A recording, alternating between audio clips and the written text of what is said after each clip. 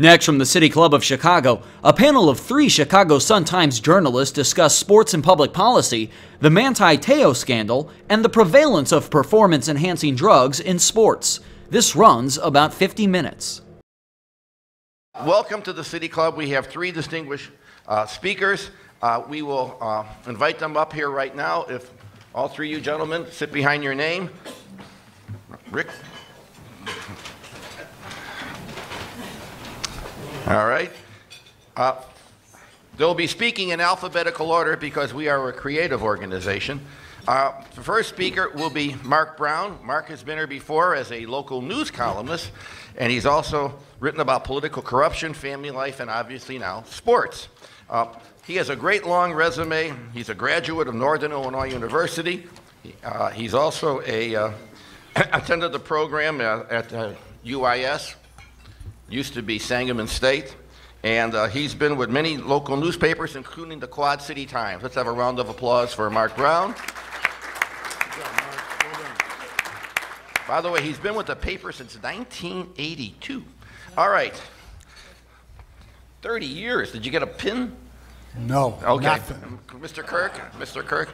All right, next up will be, after him will be Rick Morrissey, who's been with the Sun-Times since 2009, coming from the Tribune. As we discussed at the table, among the places he has worked is the Star publications in the beautiful South Suburbs, which of course is a training ground for many great reporters. He also has written a book called Ozzie School of Management. I assume it's more than 50 pages, but we're just assuming that. And he went to Northwestern. And third, of course, we have Rick Tallender, who's been with the paper since '95, coming from Sports Illustrated and ESPN the magazine, and as we discussed at the table, was the young gun dealing with the famous sports writers show with Ben Bentley, who was a longtime family friend of my family. And Rick has written many articles and, of course, has gotten many awards, but working with Ben Bentley, obviously everything else has basically been downward. So a big round of applause for Rick Tallender, a survivor. So, by the way, air on the chairman. Before we start with Mark, you're up first. Remember KUKD. I'd like to introduce a member of the Board of Trustees from Roosevelt University, Charlie Gardner, Iowa All-American. Maybe not, but close enough. By the way, if you want to know what KUKD means, Kraft, I will be happy to tell you what those initials mean because it really works in politics as it does in public life. So Mark, you got kiss up, kick down. That's basically what it means. Mr. Donovan nodded his head. Okay, Mark, you're up first, 5 to 8 minutes on whatever you want to talk about. A lot of people ask me, what are you doing on this panel with the sports guys? Fair question. The short answer, the boss asked me to do it. Thought maybe I could talk about stuff like stadium financing, which I do follow a little bit on the news side. But a lot of folks may not realize that before I started my gig as a news columnist for the Sun-Times, I did a year in the sports department. The plan was for me to be a sports investigative reporter, but I was so lost on the job that I expanded it to do sports business as well, just to try to be a little more productive. The main thing I learned from that experience is that every guy thinks he knows about sports. But whether you believe it or not, the real sports writers who do it for a living know a lot more about sports than even the most avid fans. My point being that I was not a real sports writer and am no expert like these guys, and I'm not going to try to pretend to be one. One of my early assignments on the sports beat was getting sent down to the University of Kentucky, where a former Northwestern football player who had participated in the points shaving scandal was giving a presentation for the NCAA. I thought I was going to have a big scoop. When I got down there, I ran into, smack dab into the reporter for the Tribune who was already there, which was when I first met Mr. Morrissey here. So no scoop, and he probably outwrote me as well. But I did get a chance to get better acquainted with the then very little known federal prosecutor on that point shaving case, Patrick Collins, who went on to handle a few cases that some of you here might remember a little better, like a certain governor who's about to get out of prison. I go back a lot further with Tallender, although he wouldn't know it. When I was a kid growing up in the Peoria area, and still in grade school, I'll say, Rick was the star athlete at Peoria Richwood High School. I remember following his exploits in the Peoria Journal-Star. I also can still remember opening up my Sports Illustrated years later and finding the first-person story he wrote about his training camp experience after being drafted by the Kansas City Chiefs. It didn't seem fair that a guy could be that good an athlete and that good a writer, too. So down to business. I was going to say we've got kind of a unique situation here with several major stadium projects in the works at the same time, but the truth is it usually seems to work out that way. Because when one team owner starts sniffing around for a deal, the others try to get ready with a plan of their own, either so that they can get in on the action or to block the other guy. The big news this past weekend was that the Cubs have revealed their latest plans for renovating Wrigley Field. And much to everyone's surprise, at least to mine, they say they aren't looking for any sort of public financing anymore. Up until now, the Cubs under the Ricketts ownership had been floating a plan to finance the renovation with money that the city and county would forego from any future increase in amusement taxes generated by the ballpark. It's kind of along the same lines as these tax increment financing deals. Now, responding to all the complaints from the editorial boards and from those of us who say the team ought to be able to pay for any improvements on its own, the Cubs are saying, fine, we'll do that, but you have to untie our hands about what we can do with the ballpark to generate revenue. That means more signage, more night games, more concerts and special events, and they'd also like the city to allow them to use Sheffield Avenue on game days for shops and such. The Cubs say most of the money to make this work comes from the signage. The catch, of course, is that they want to put the signs up above the back of the bleachers, which conflicts with the sight lines from the rooftops, who have become a very powerful lobby over the years. And obviously a lot of people like them too. Personally, I find the idea very intriguing. While I think the Cubs ought to preserve the character of Wrigley Field, I think they deserve more freedom in how they go about that. If we're going to tie their hands and tell them to treat Wrigley Field like a living history museum, then eventually we're probably going to have to need to put some public money into the place. I like this better. I don't think the city needs to give them carte blanche on night games and concerts, but we can certainly do a lot to open that up more. The fact of the matter is that Wrigley Field is a tremendous tourism asset that's in danger of falling down, and fixing it up for the next 30 years is in the public interest. As Fran Spielman, who is the Sun-Times real stadium expert, explains in today's paper, the eventual solution will probably require the Cubs and the rooftop owners to strike some kind of compromise, with the Cubs getting the revenue from signs that would go maybe up on the rooftops. An interesting part of the play here is that by giving up on the public financing, the Cubs have removed their need to get anything done in Springfield, which, you know, is difficult these days. This way, they really have just had one person to convince the mayor, and maybe some of the people at this table too, who has shown himself to be more receptive to their needs than Mayor Daley, who is a Sox fan. I seem to like to stick the needle to the Cubs, especially during the Tribune ownership. I also think he's willing to allow, he's less willing than Mayor Daley was to allow the alderman up there, Tom Tunney, to stand in the way. The other big stadium deal in the works doesn't directly involve any of our pro sports teams, but instead one of our universities, DePaul, which is apparently in line to get a publicly subsidized stadium built by the Metropolitan Pier and Exposition Authority. Now this one has really got me honked off, in part because I just don't understand why we'd be putting public funds into another arena at this time, but also because nobody will come right out and explain what they've got planned or how they're going to pay for it. They're trying to get the deal all their ducks in order before they float it out there.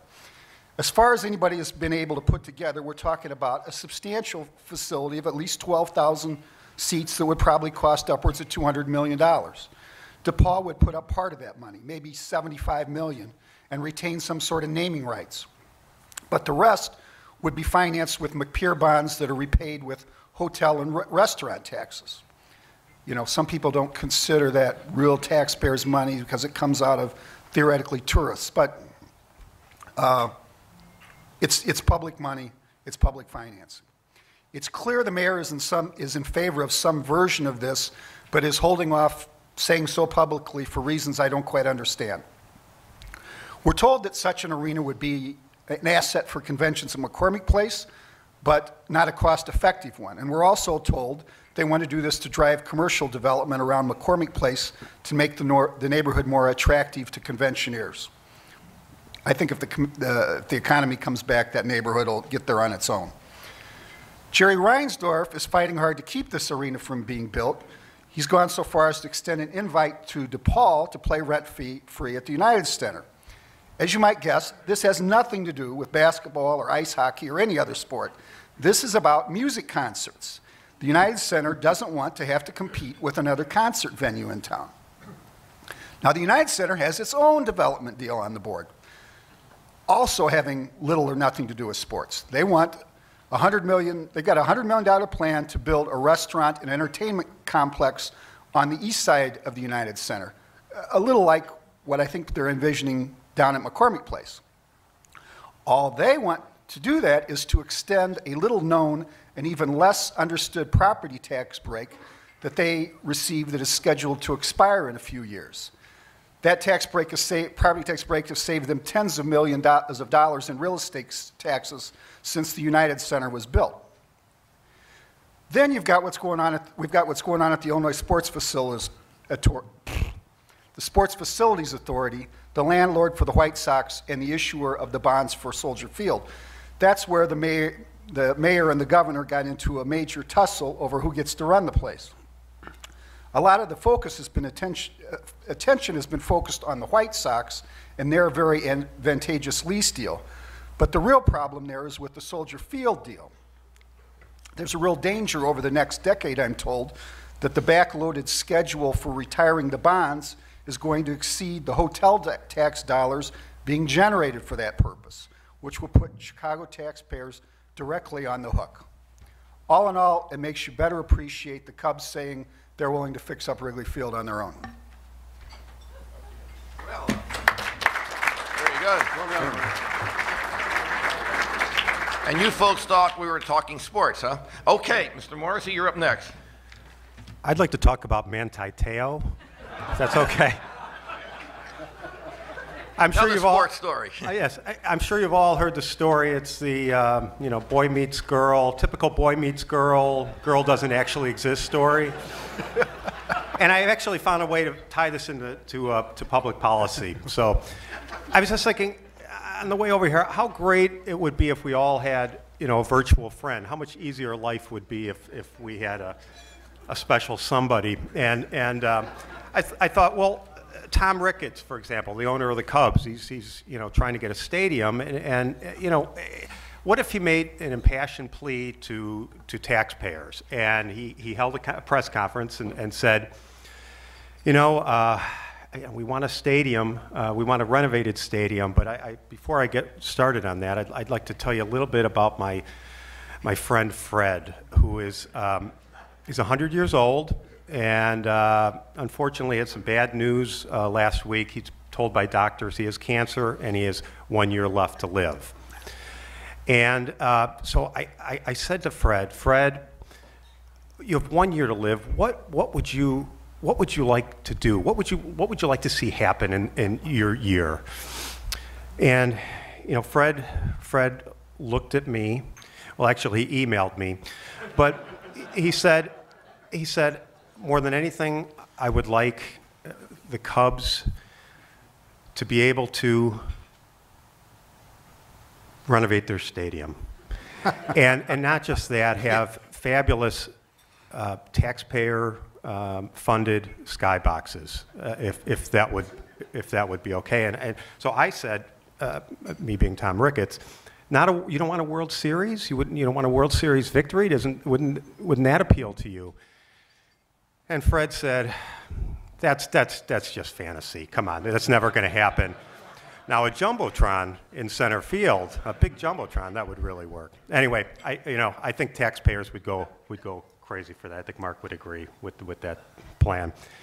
I do want to talk about the T'ao story a little bit. And we sports writers have really been taking a pounding lately for the story. And and rightfully so, I think, for not being on the story quite as doggedly as we should.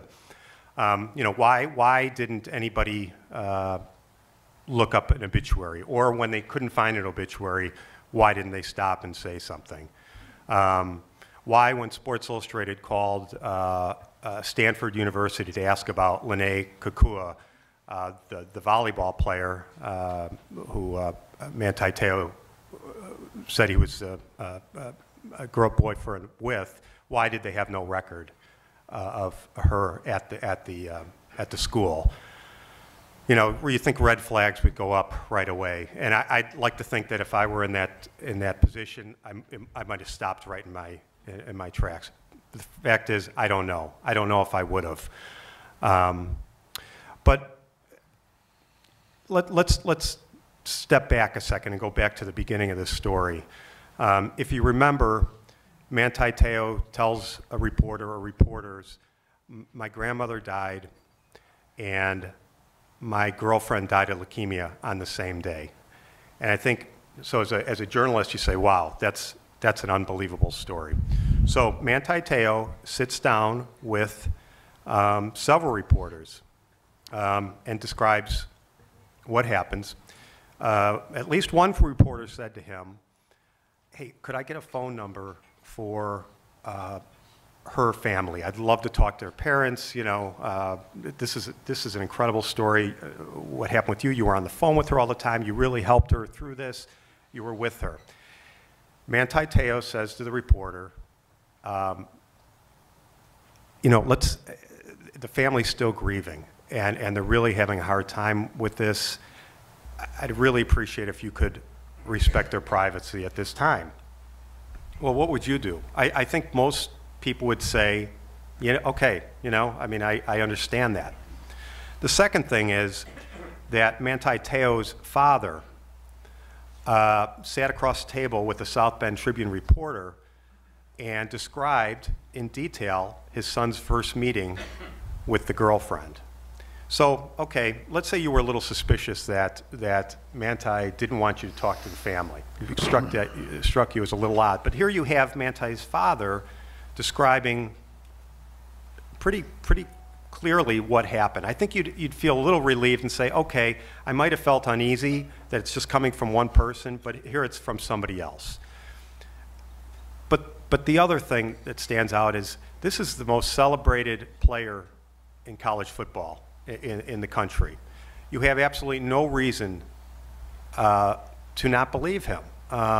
And he's playing for the most celebrated school in the country in terms of football and education. And so, you know, I've been trying to make a defense, and it's very difficult, but I've tried to put myself in the seat of the people who wrote these stories and did these things and didn't do enough. And it's hard, and I don't really have a good one other than, you know, maybe put yourself in their shoes. Doesn't make it right, but that's what happened. The other thing I would say about this story, Deadspin.com broke the story and did a really, for the most part, did a really good job with the details in finding out and digging and finding out what happened here.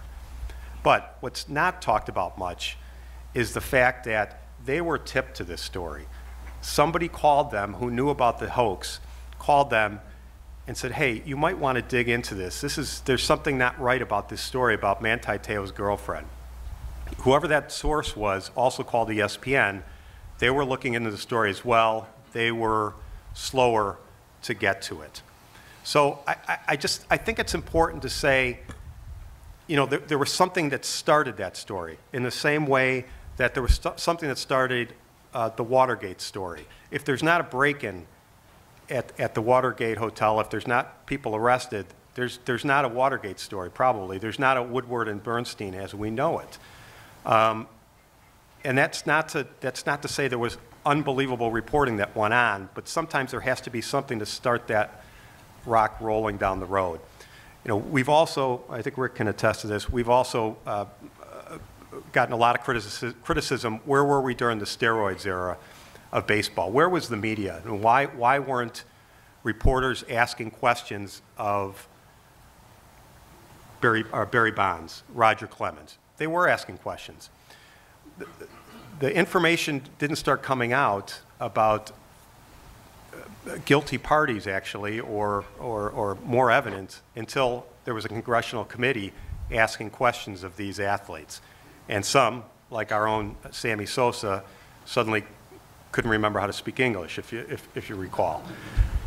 So a lot of people didn't want to answer. Lance Armstrong, another example. There were a lot of reporters after him. There were a lot of reporters trying to figure things out, trying to dig and get the story. They came up short. But then federal prosecutors started, under subpoena, asking other riders about drug use. And under oath, they told the truth. So yes, I guess I am making some excuses here, but sometimes these stories need a little help to get going,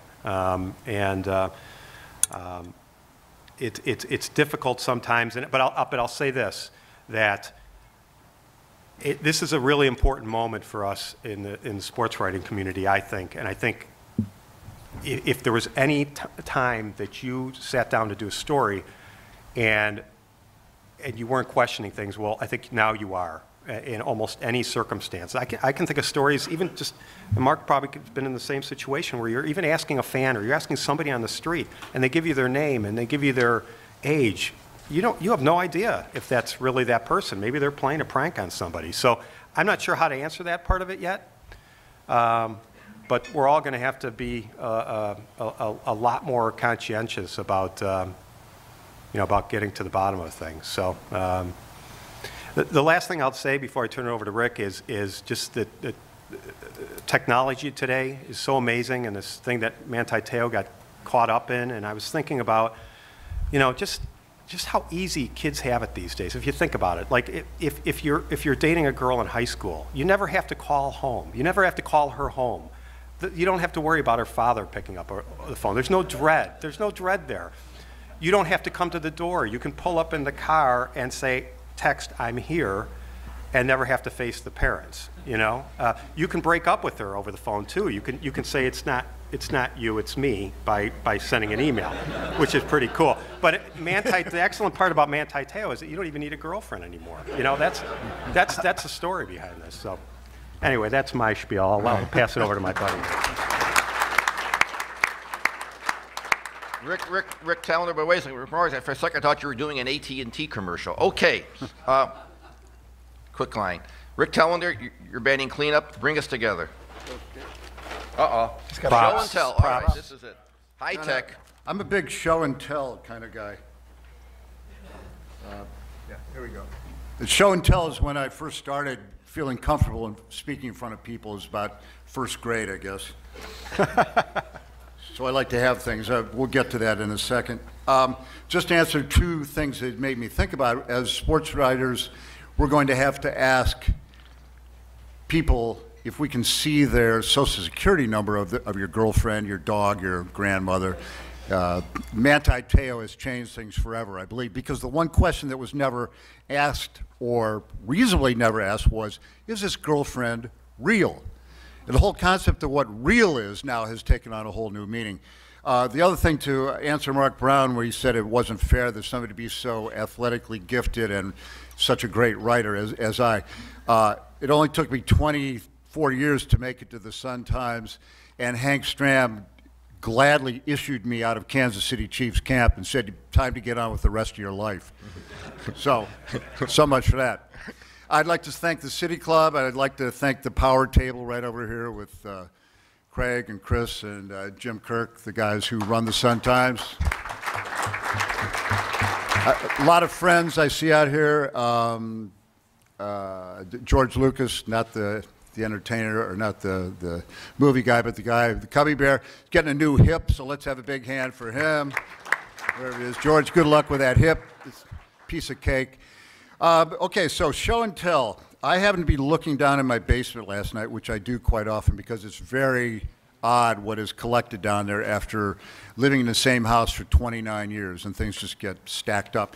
I happened to come upon a folder of mine when I was looking to move some boxes.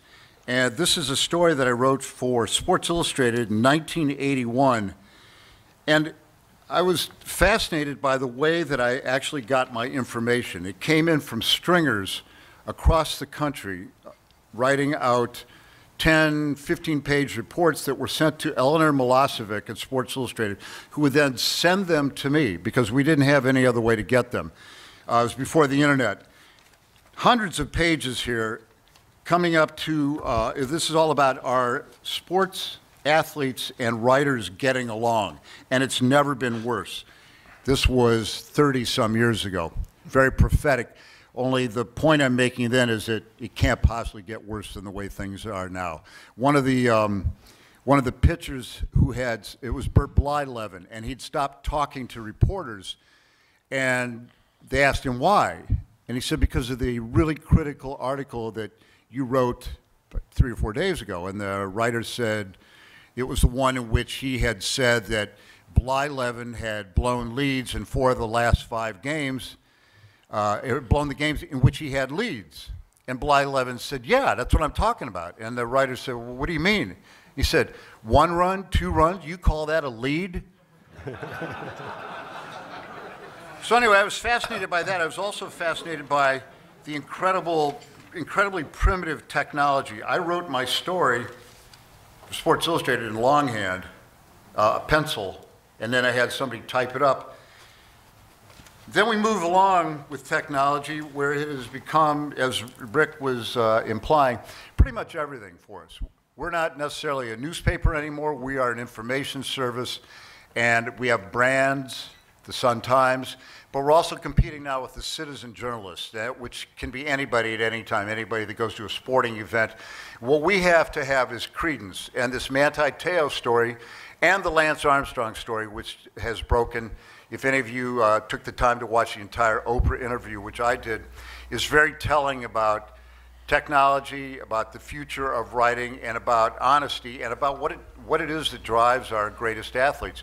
And what Armstrong said, Oprah in her gentle way used 2.5 hours to get out of him what I think I could have gotten in 15 minutes, which is basically you cheated your entire career, we don't care about much else. Why? What were your motivations? How did you think you were going to get away with it, etc.? Because he did cheat the entire way, and perhaps even gave himself his testicular cancer from all the drugs that he took.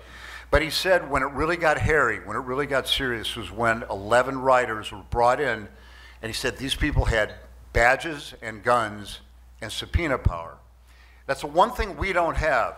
When it came to the Baseball Hall of Fame this year and no one was elected, you had a bunch of writers trying to decide what to do with players whom they assume are dirty. Some of them actually are and have been proven, have been found to be, have used performance-enhancing drugs when they were illicit, illegal, and they were always cheating. So what do? We don't have subpoena power.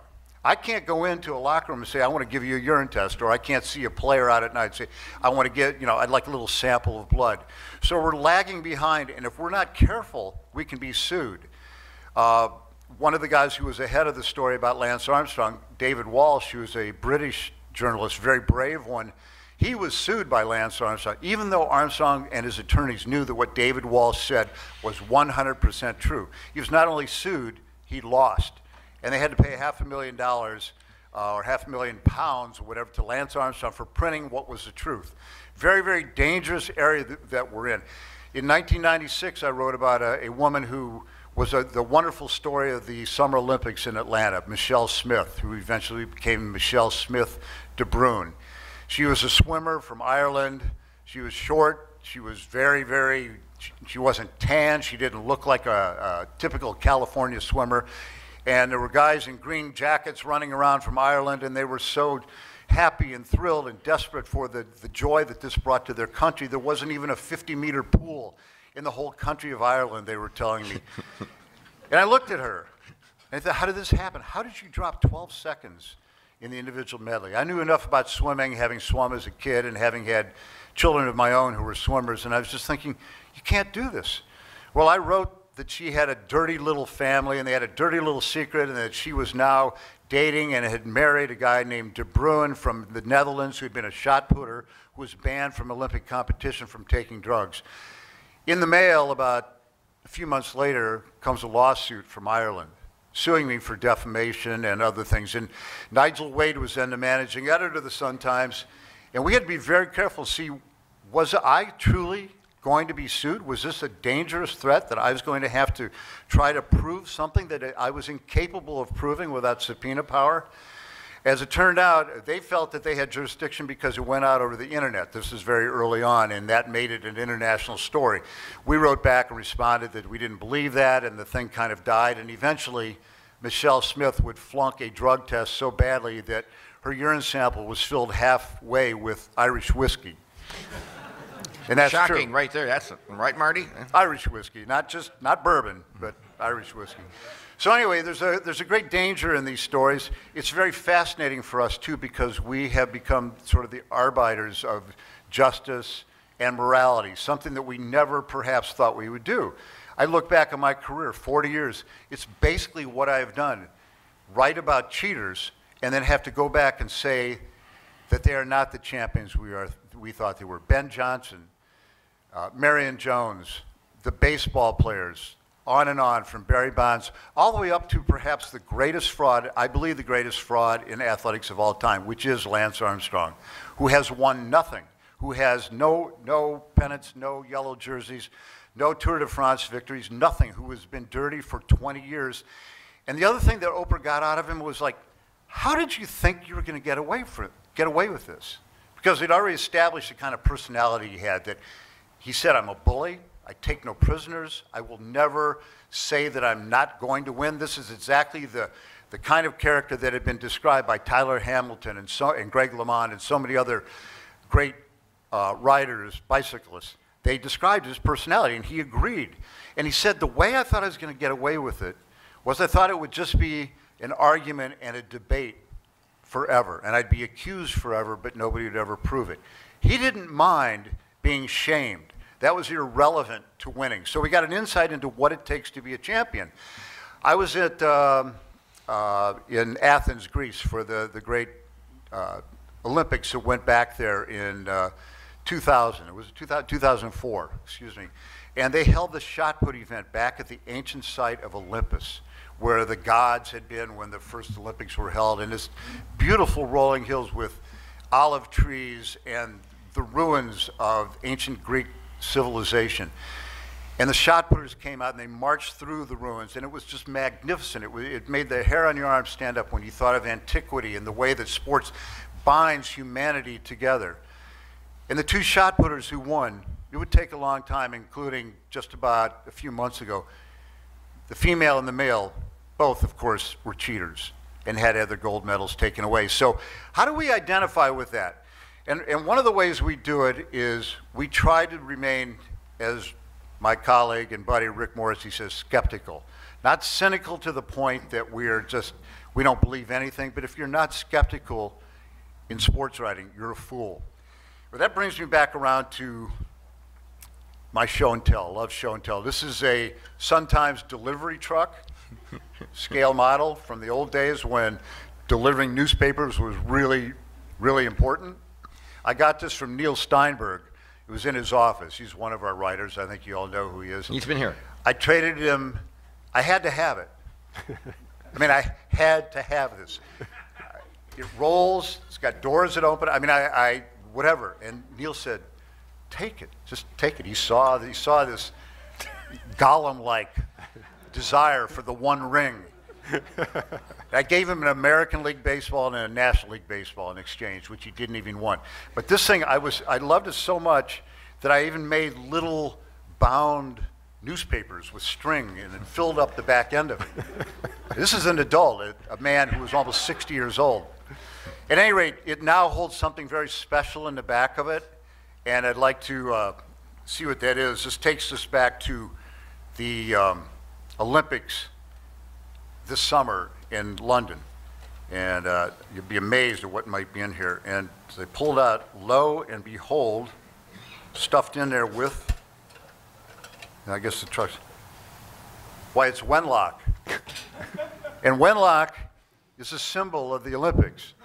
One of the most pitiful renditions of a happy little mascot, some frightening cyclops with things around its ears, its arms.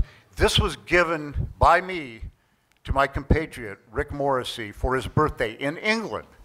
Horrified him to such an extent that when I was in the hospital recently getting both my knees replaced, he brought it to me to help me get better. And I'd like to give it back to Rick so he can put it where it goes, in his office.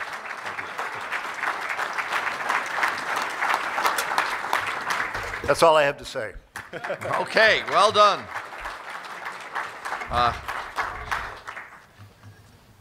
That is really a nice truck, by the way. Okay, let's go. We have more. Get City Club E in here. If you have questions, raise your hand. We have a few. City Club E will be happy to walk around. That's Ernestina. Something for you. Oh, another. We're getting some early returns. Okay. Joe Lambie, this is no, Joe Lambus, I'm sorry. This is toss-up. This sounds like a quiz show. No.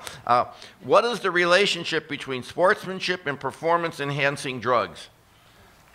Within 25 words, because we covered a lot of it. Anyone jump up? There is no relationship. I mean, I don't know what it would be. I mean, if you're taking performance-enhancing drugs, I think you've severed the tie there to sportsmanship, because if you were a sportsman-like athlete, you would be doing it on the up and up, I think. I'll say very swiftly that whatever you may think about performance-enhancing drugs, through my entire career, I've never had one athlete who was proud to have used them or would admit openly to having used them, ever. Okay. We have two questions on the same topic. One from Linda Foreman, who I believe works for the Sun-Times. Where are you, Linda? Raise your hand. There you go, Mantei. Okay. I know a lot of people want to be associated with the Sun-Times. I understand that. And we have Rachel Goldstein, who is a City Club member. Basically, Title IX is over 40 years old. Will it take another act of Congress to have press coverage of women's sports? And the mysterious question is, how can women's professional sports teams get better coverage and interest in attendance? Don't jump at once. Well, Go, Rick. I'm not sure. Look, this is the way I think about it, and it might not be the answer you want, but we look at it as how we cover sports is how many people show up to the games, and it's not our job to boost up sports, and whether that's female or male. Rick has a son who plays lacrosse, collegiate lacrosse. That sport is hardly covered at all. So that's sort of our criteria, and I've had arguments back and forth with a lot of people. I've written columns about it, and I'm not going to feel guilty about not writing about women's soccer if I don't see that there's that much interest in it, and I'm not going to be guilted into writing about it. And so if the sport can stand on its own, then okay. But what is Congress going to pass a law that says we have to be at games that we don't want to be at? I just don't see it. Or if we do, Tellender's going to be there. But Mark? Oh, Yeah. they haven't made me the sports editor, man. I don't have to answer them. I've wrestled with that through the years, but I come down the same place. I don't see the interest. There's nobody. There's not great demand for us to write about. You know, what's the latest professional basketball team's name? I can't even remember. The Sky. The Sky. Sorry. I would say, I would agree with Rick and Mark. I think there are women's sports that are in demand. Women's figure skating, during the Olympics, many women's sports, diving, swimming, I think is almost as, with Missy Franklin, was almost as exciting as watching Ryan Lochte and Michael Phelps.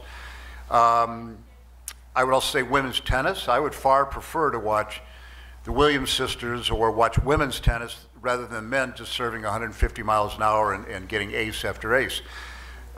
So the cart can't be in front of the horse. And when Yeah, you know, it's a tough nut, but not everything can be covered and not everything can be exciting to the masses. Okay, you all don't have to answer because we have a lot of questions, and some of these look like real sandbag questions. This is really good because this is the City Club. Tom Leahy, where are you? Raises his hand. Remember that last name. Did you know about McGuire University? This is legit. Tom, or if you had, would you have revealed the hoax? What's McGuire University? I know what it is. All right, Rick, you're up. Yep. Do you guys? I don't know what it is. It was a bunch of drunks who hung out with Al McGuire, I think. Well, it was here in Chicago, right? And it was had to do with Marquette guys or something like that, right? Not drunks. I didn't mean that. I meant socializers. We got the picture. Go ahead. No need to backpedal. Was I close? McGuire's Tavern. Marty McLaughlin knows. Okay. An Irish tavern. I don't get it. That's a joke.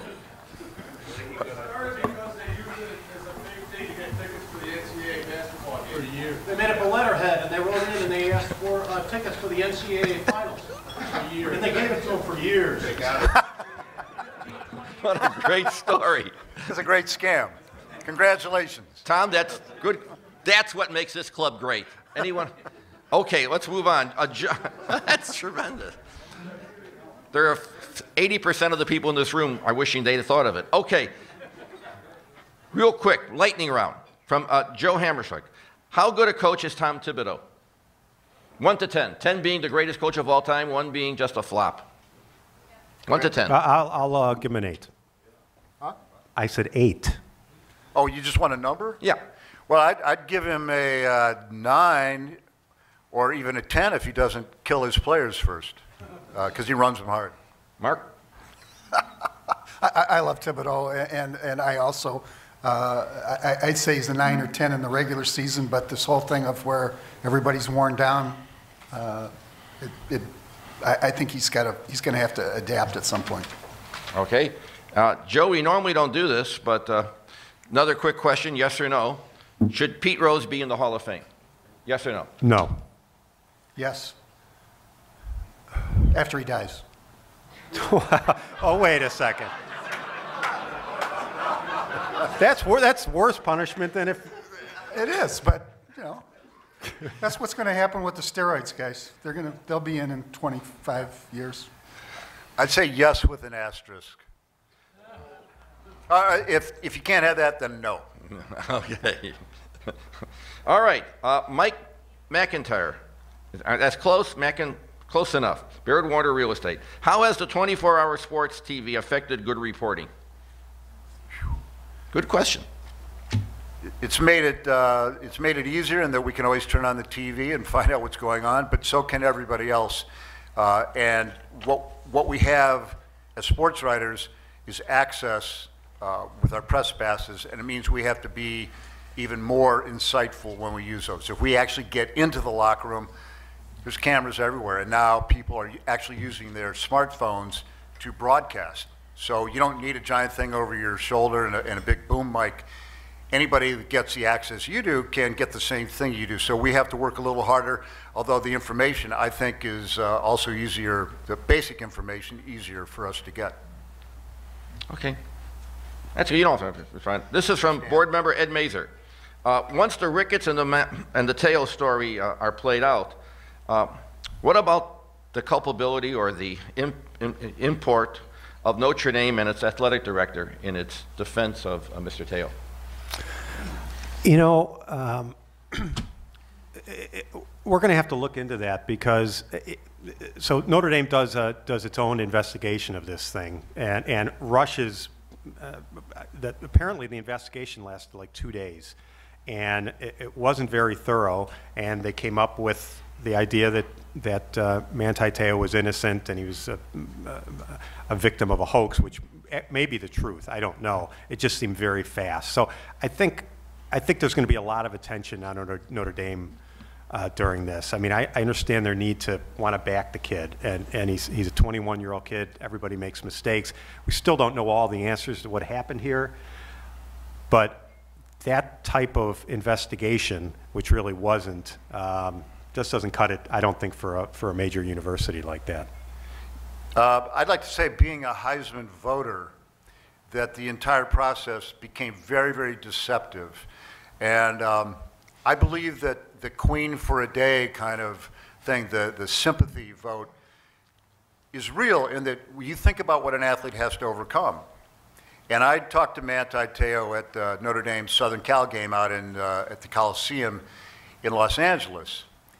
And even then, well, that was the last game of the season. I won't say even then, but at that point, it was very much a dramatic moment for him when somebody said, one of the writers were in a little scrum in the tunnel, you know, what was the biggest down moment for you this season? And he immediately said September 12th and hinted that it was because his girlfriend and his grandmother died. I voted him first on my ballot ahead of Johnny Football Manziel, who I loved as a quarterback. Somebody asked me last night, who went to Purdue University, doesn't like Notre Dame, and I think it's irrelevant whether you like the school or you don't like it, but he said to me, Rick, did anybody ever think this might be about money? And I said, what do you mean? He said, how much do you think a Heisman Trophy is worth to Notre Dame? And I started to think about it. Millions and millions of dollars in goodwill, in future earnings, in recruiting power. It's almost to bring up that golden ring from The Hobbit and The Lord of the Rings, it's almost that one cherished thing that you can't purchase, but its value is incalculable. And so, as simple and as naive as this kid may be, and as banal as his story might be, the repercussions of it could have been huge. He finished second in the Heisman Trophy voting. I'm not sure exactly how close the vote was, but he got my vote partly because of what I thought he had to overcome. And just to take it back a ways, I graduated in 1971 in college, and at that time, running for the Heisman were three great quarterbacks: Joe Theismann, Archie Manning, and Jim Plunkett. And Theismann, Notre Dame's PR market was putting out all this stuff about Joe Theismann and, you know, just blizzarding the press with it. And I knew this even though I was still in college. But Jim Plunkett was a minority. He was of Mexican descent, and both of his parents were blind. And he won the Heisman. And that was the first time I felt, okay, we're going beyond what's on the football field. We're taking something that is this person's personality. And I want to ask you, you think there was not one person at Notre Dame, high up, whether it was Swarbrick, whether it was Kelly the coach, somebody who didn't think or say, damn, this fake girlfriend is a great story? Oh, you got to be really, I mean, well, I'm as cynical as they come. I mean, I don't believe. I don't think they made it up, but when it transpired and when they knew, Notre Dame knew about it for a long time before they even let it go on to TV for the national championship game. Yeah, because I agree with that, and it's obvious that happened. But it's, you know, we've seen with Penn State that you know, people will protect organizations and to ridiculous ends, but that reason, I mean, I think Notre Dame's very sensitive about its place in the world, and I don't think it wants to mess that up. I could see that. I don't think they care about you know, winning the Heisman trophies. I thought you were a skeptic. I am a skeptic, but I'm a skeptic in other areas. You know, there's other ways they could have been wrong and complicit in this thing without about the Heisman Trophy. That just doesn't ring true to me. Okay, well, not as you agree. Let's. We're going into OT. Seldom done at the City Club, but we got no more questions. We got some real good ones coming up, and then we'll just end it. So give us around another 8 minutes. This is from former State Senator Bill Marovitz. Now that the offense is being taken care of, somewhat optimistic, Mr. Marovitz, by the new coach, what about the aging defense on the Chicago Bears? What needs to be done? Mark, you want to handle it? I told you I was. Come on, Mark. The sports Mark, expert. you watch But games. yeah, I think they're just like Billy Marovitz thinks. I think they're too old. We're going to have trouble next year. We're going to have trouble next year. So, but we're going to have so much offense that it's going to make up for it. Bring back Urlacher. I wouldn't bring back Urlacher. I think he's worn down. I think it's a worn down defense that really got the most out of what it was this year, and also got And I'm not saying that Charles Tillman isn't great at what he does, but that type of forcing turnovers, that doesn't happen consistently like it did in the first half. So there was no way they were going to keep that going throughout the whole season. So I think they were really fortunate that way. And then when that stopped, you saw what happened. So you got some old guys in that defense, and I'm just really tired I was really tired of Lovey, obviously, and I was kind of tired of the team. So I wouldn't mind seeing it mixed up a little bit, some new people. Rick Morrissey was not going to be complete as a human being until Lovey Smith left Chicago. I'm correct, right? I think that's a little harsh, Rick, Okay. But anyway, my feeling is when Rod Marinelli left as defensive coordinator to take actually a lower job with the Dallas Cowboys, he's now defensive line coach. I think that was pretty telling. And yeah, the defense is aging. I think it'd be sad if Brian Urlacher goes off as aging Hall of Famers do and starts playing here and there and gets injured and plays a few games, whatever. I wish there could be some kind of dramatic farewell for him at the 50-yard line at Soldier Field and say goodbye, but that'll never happen. I'm sure it'll be a kind of sad disappearance, as it almost always is for great athletes. Okay, this is we only got 3 more questions. This is an anonymous question, which I normally would not repeat, but it's a very good question, so therefore, as always, we break the rules. Do you think the 2014 Hall of Fame a class for baseball, will Greg Maddux and Frank Thomas be able to get in, and will that be the redemption of the Hall of Fame vote because no one got in this year? Who's the second person? Greg Maddux and Frank Thomas. well, I think they both should get in, and I think they should be in right away. And Maddux will get in right away. I'm not quite as convinced that Frank Thomas will, which is kind of interesting when you think about it.